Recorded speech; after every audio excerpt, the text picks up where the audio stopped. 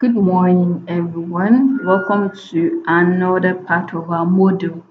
So, from our last class, we talked about the foundations of data. Remember, we're dealing with data analysis, so we have to understand what data is about and then what analysis is about, which gives us a clear definition of data analysis. So today we're going to be using one tool that we can use for our analysis, which is Microsoft Excel. If you don't have Microsoft Excel, you can use Google Spreadsheet. You can also download it on your Android phone. I think for the iOS users, you can also download it. Yes.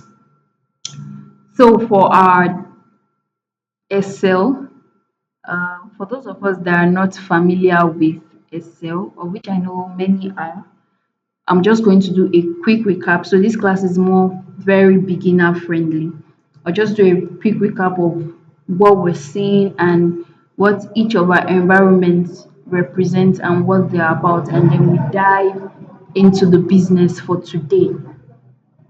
So this is our spreadsheet, and for our spreadsheet, we have this is our layout, our Canva, our workspace.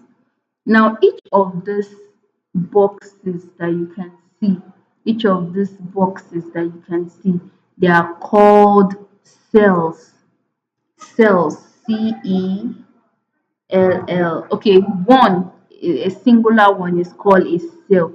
So this particular box that is showing green is my active cell. Then we have, okay, let me start from the beginning, right? Okay, look at this green, what do I call it now? This green layout we have here, or this green space we have here. I'm trying to ensure that I use very beginner friendly words so that we don't get lost.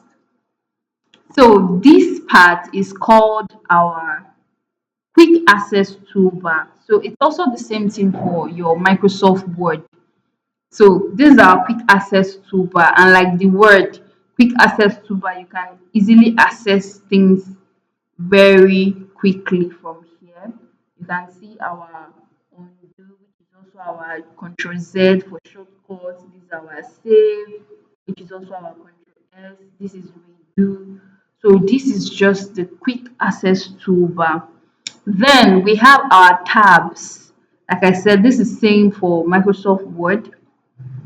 We have our file tab where you can save, you can print, and all that. We have our home tab. So under our tabs, we have group. So this whole part you can see here is our ribbon interface. Now, let me see if I can do something. I want us to, okay, let's leave that.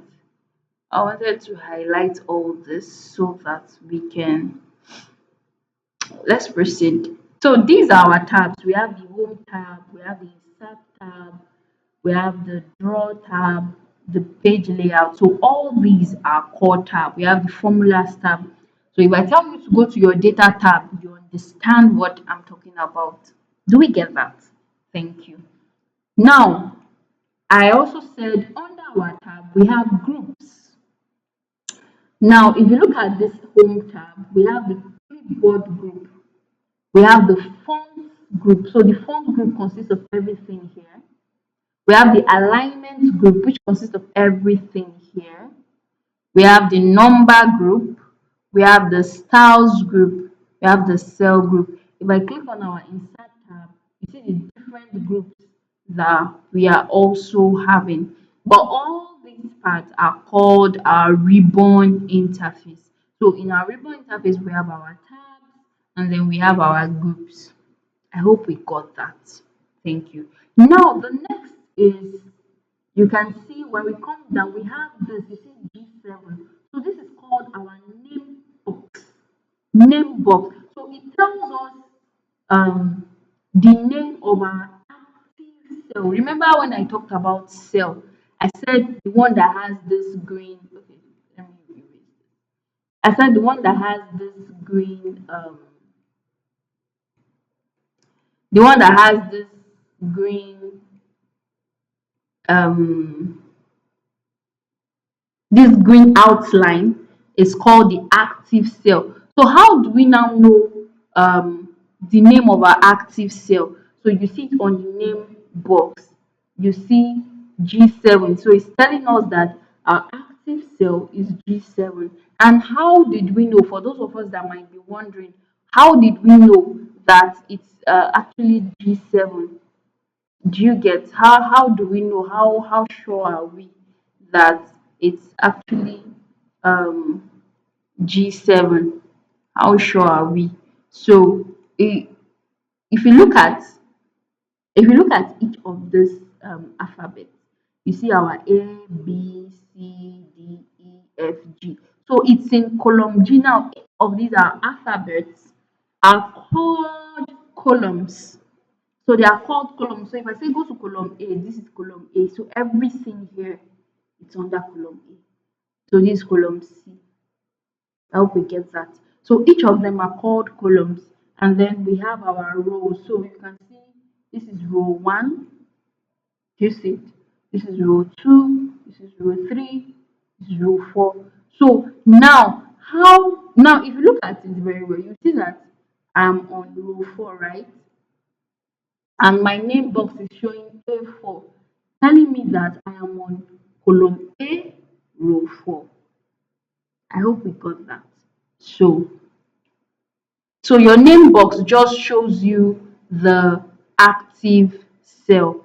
Then we have our formula bar. So this is our formula bar. The formula bar shows you the formula you used for your analysis. So by the time we start using formulas, we start using functions, you see that we'll be able to do that from our um, analysis. Do we get that? Okay. So come in, let me fix this. Okay. All right, done. So let's take for example, if I'm to write 2 plus 2. Okay, so whenever we're doing any calculation on our Microsoft Excel or on our spreadsheet, you always have to use the equal to. If you don't use the equal to, it's not going to calculate it for you. For example, if I say 2 plus 2, hmm, I'm not going to get anything. Enter. Just it. I just have 2 plus 2. But then if I come and I say, okay, let me use this place, and I say equal to 2 plus 2. Do you see that? It actually gave me. So if you're using Microsoft Excel and you are with a calculator, it means that you don't know how to use Excel. You don't know how to use your spreadsheet, because your spreadsheet is calculator itself. So there's no need for you to be having a calculator. I hope you get that. So I had to go, from the basics, so that those that have, zero knowledge prior to this time, they will be able to catch up. Okay. Now, if I click on this form, do you see on our formula bar we have the formula that we used. So your formula bar displays the formula or the function that you used to calculate your work or your analysis. That's what the formula bar is doing. So let's start. Are we ready? Okay. Now to start with, we'll be starting with, let me start with something simple. Yeah, let's start with something simple. So let's start with, aggregate functions. So we'll call them aggregate functions. So aggregates, sorry, aggregate functions. Okay, now